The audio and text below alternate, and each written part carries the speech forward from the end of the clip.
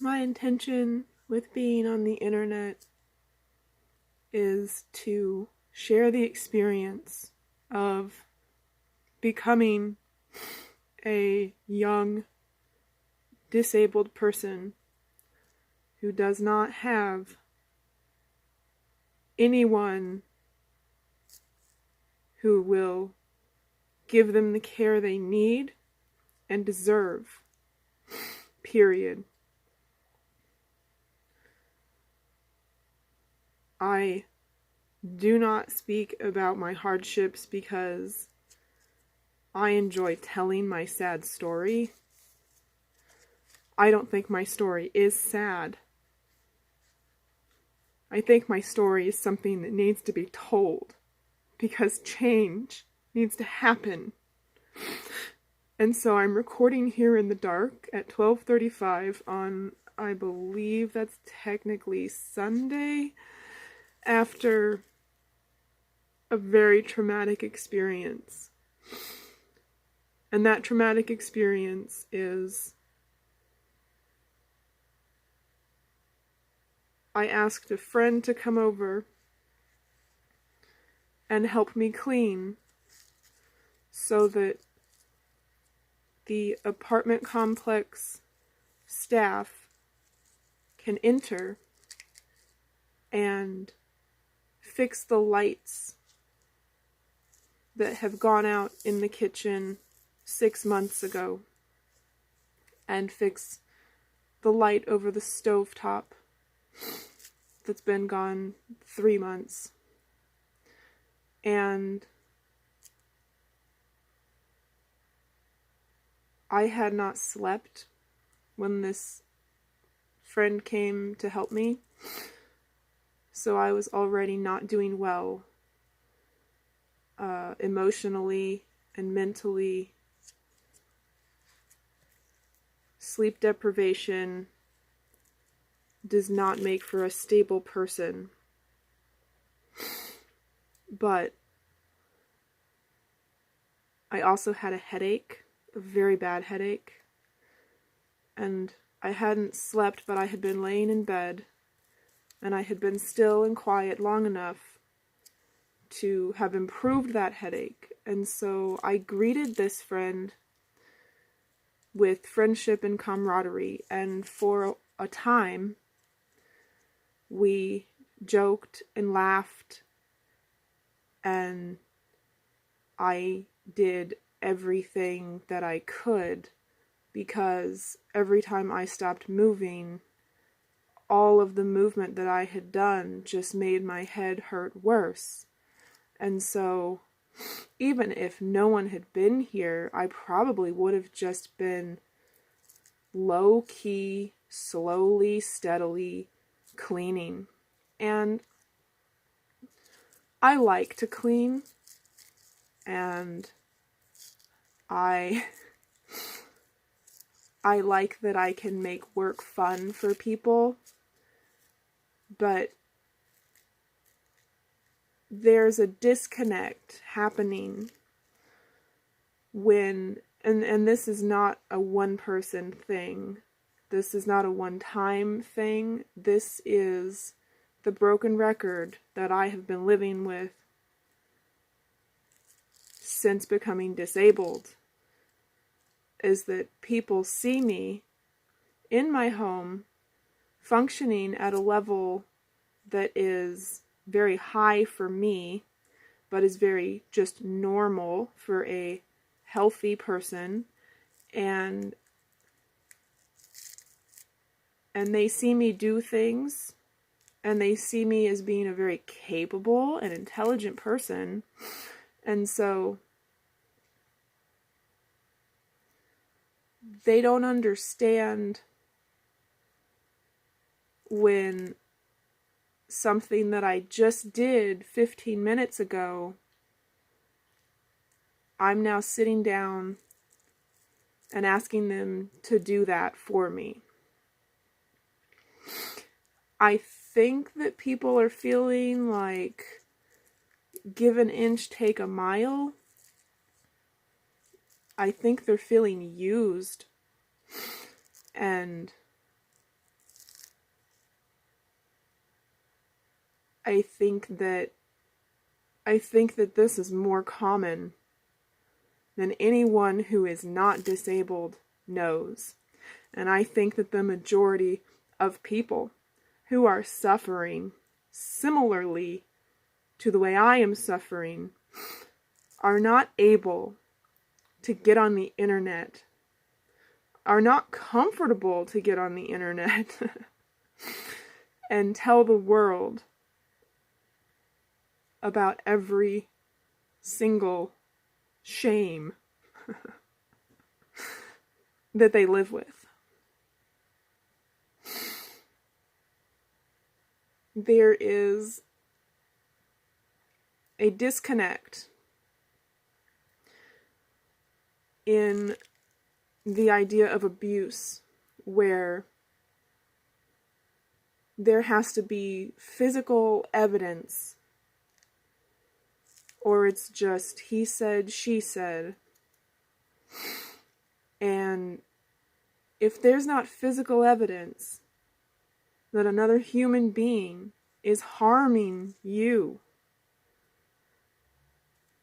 then it doesn't register as abuse. And it doesn't register as abuse to the authorities, and it doesn't register as abuse to the person who is abusing you, because they didn't lay a hand on you. Now, what they did was say, well, I wanted to help, but I just saw you pick that up. I know you can pick that up.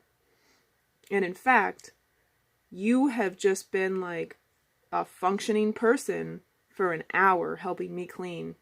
So you're sitting down now and I'm doing all the cleaning. I don't think that you're really sick. I don't think that you're really hurting. I think that this is a show, and those tears and that headache, they aren't real. And that pain that you tell me you feel, I don't see any physical evidence of it. So I don't believe that it's there. And now I'm angry. I'm angry that I feel manipulated, that I feel like a fool. Nobody wants to feel played. That's horrible. You know what I feel like a fool like? Believing that I am going to ask for help and get help that is graciously given.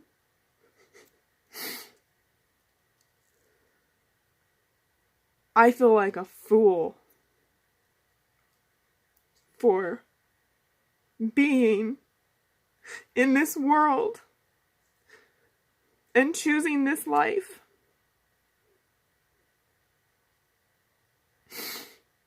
This has happened where I ask for help and there was just one question too many, or I don't know if I laughed too much, I hid the pain too well, I functioned too much, and everybody just stopped believing the story.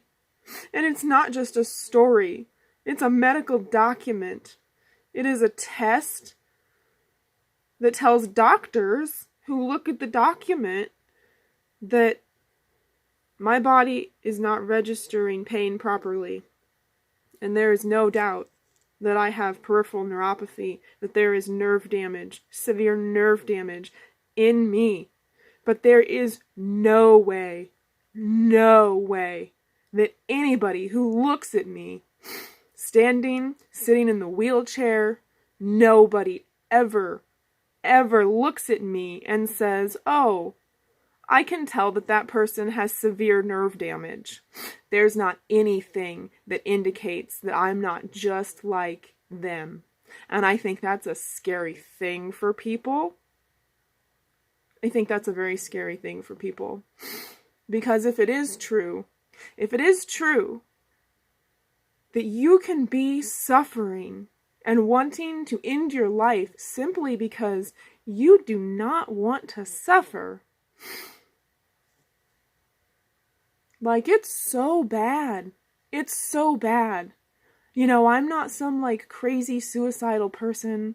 I'm not at the end of my rope, but this isn't a suicide attempt. This isn't anything. But where I cried and cried and cried and cried and tried to sleep and fell asleep for maybe an hour and woke up and felt better and cried and cried and cried and could not stop thinking about this. Where I said I need to get on the horn and tell the world that it needs to wake up. That's what I did. Somebody else isn't going to do that. And I guarantee somebody else just did it. Someone killed themselves because no one believes that they're in pain and they can't get any care. That is happening. That is happening. It's not a threat. It is a plea to humanity. Can you please compassionately euthanize me if you are not going to take care of me?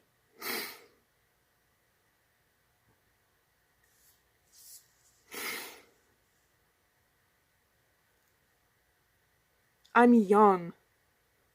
There's a whole lot more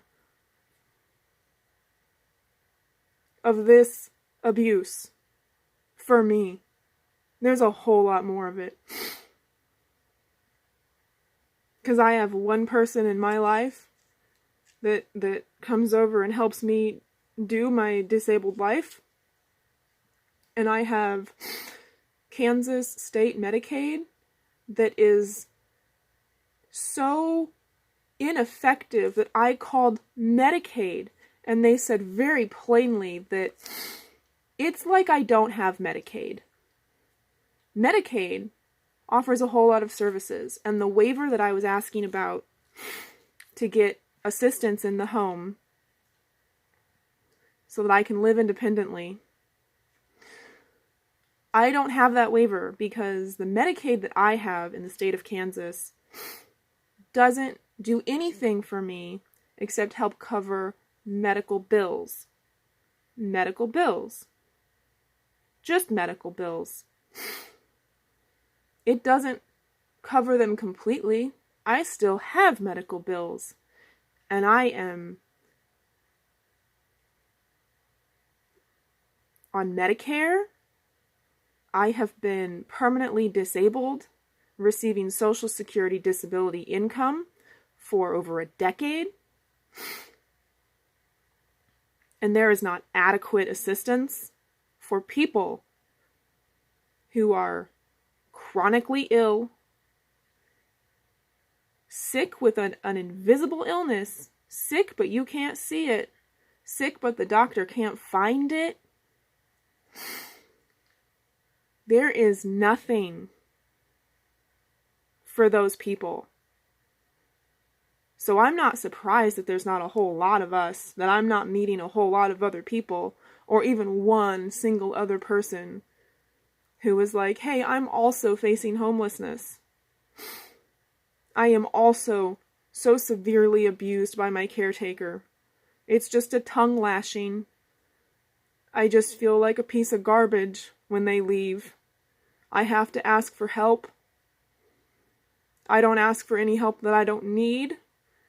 And for some reason, because I do everything I possibly can and work right up to that limit where my body just says, guess what? You don't get to pretend anymore. Everybody's going to know you're sick right now. You're going to cry in front of people. You are going to shake. You are going to fall to pieces. Because you did everything you could. Because there's very little assistance that you're going to get. And I'm paying for this assistance with this emotional pain. I mean, I know for a fact that it's going to be hard, that it's going to be real hard, because after he does the dishes, I really need him to get a rug put down in the living room. I need that real bad, and I don't need that for myself. I need that for my cat. And for him to be doing that for my cat, to be able to walk and not fall on the slippery wooden floor, it's like a laminate that looks like wood, for my disabled elderly cat to not be falling all over himself and sad and suffering because I can't do that for him. I have to ask for that to be done. And while that's being done, he actually said to me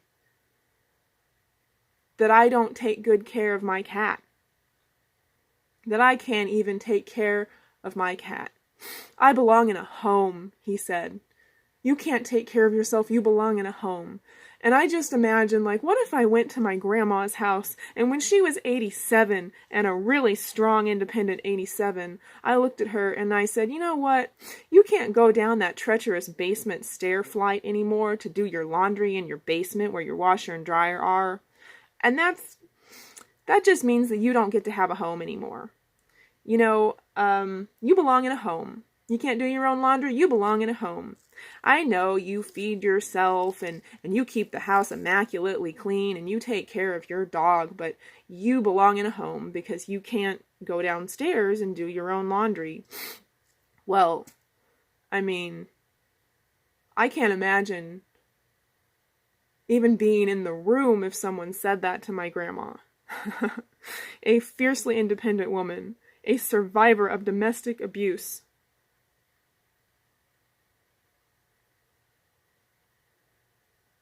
Why should I have to endure that? Why did my grandma suffer domestic violence? And now I'm suffering domestic violence. You can be violent in other ways. If you treat someone like they're nothing but a burden, like if you treat someone and talk to someone so hatefully, telling them how much you don't care about them, how little they mean to you, it's gonna make that person feel worthless. It's gonna make that person feel bad about asking for help. That's not fair. No one should ever go through this. So I can't live in a world where I haven't said, hey, no one should be going through this. If you're going through this, you shouldn't be going through this. If you're going through this, you're not alone. And I don't know what I have to do other than make this video and tell people that there's something wrong with the healthcare system and there is not enough compassion in the healthcare industry and that we are dying. I don't know what else I have to do to tell the world that we are dying with invisible chronic illness right in front of their faces. But I'm going to figure it out. And if you question my credibility, my entire life is an open book. My disability journey is everywhere. It's on YouTube. If you watch every YouTube video of mine, you know me. You didn't miss a beat. You get it. So, I hope that for me personally, this enables me to, if someone should enter my life who I want to be in my life, should I find a significant other, should I find a potential roommate, then everything I have to demonstrate, to explain, and to illustrate that this is not a pretty picture. The Instagram is real pretty pictures, and that's every good thing. And there's a whole world of hurt that doesn't go on Instagram, because Instagram is for me to look at life and be like, life is good. I don't want to die. I am going to try. I'm going to keep trying. I'm going to keep believing that things are getting better, whether I see it or not. I'm going to believe it. So I'm believing it. I'm believing it real hard. But it needs to be more than me just sitting here believing. It needs to be me on TV saying, hey, guess what, world? This is not okay. This is not okay. This needs to change. I don't deserve this. You don't deserve this. No human being deserves to be treated like this. You're stronger than you know. You are capable of more love than you know. And I get it. Until I'd had a migraine. Anybody that said they had a migraine, I didn't get it. And now I know. And I'm so sorry that I continued to wear that perfume, even though it gave my coworker a migraine. I had had like 5 headaches in my life. I was really healthy once upon a time. I get it. You don't see it until you live it. But we're preaching to the choir. Our disabled communities are preaching to the choir. That doesn't do anybody any good. The internet has just become preaching to the choir.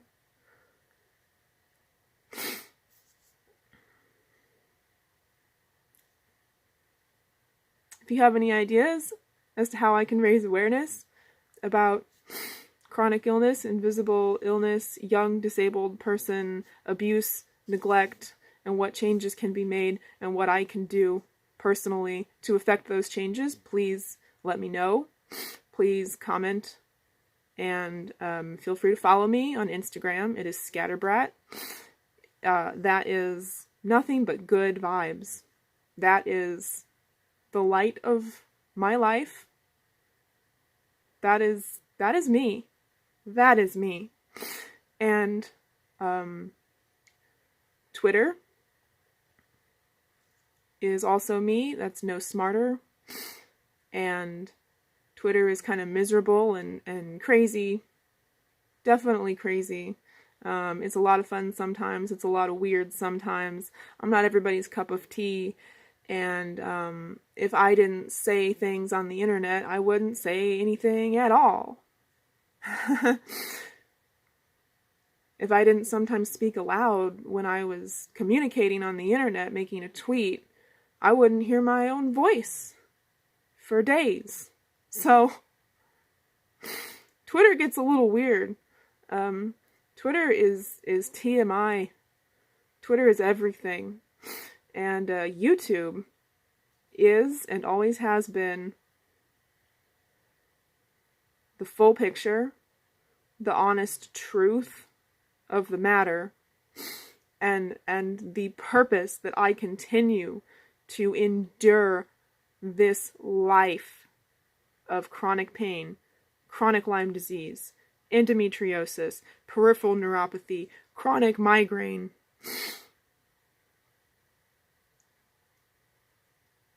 I have to try to raise awareness.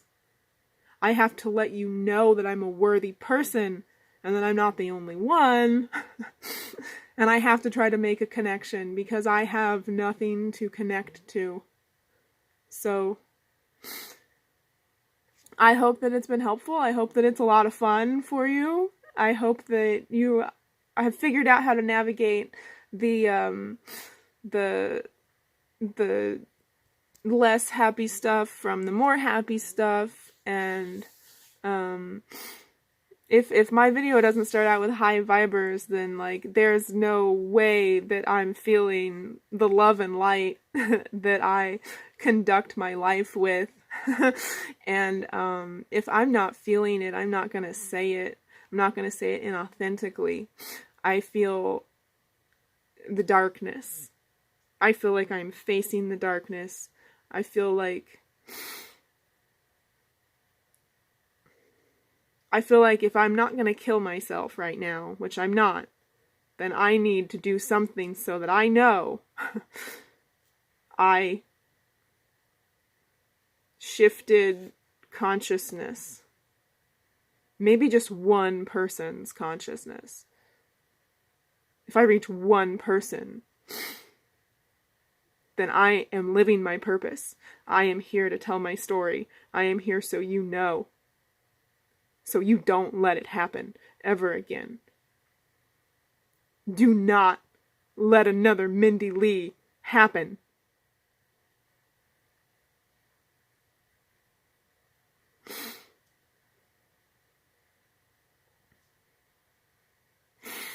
Thank you. Thank you for listening to me. I wanted to just go live and just be live. I guess as soon as I figured out how to do that on my phone, they took the privilege away from me because I don't have a really super popular channel. I guess I don't have enough subscribers. So I say to you, subscribe.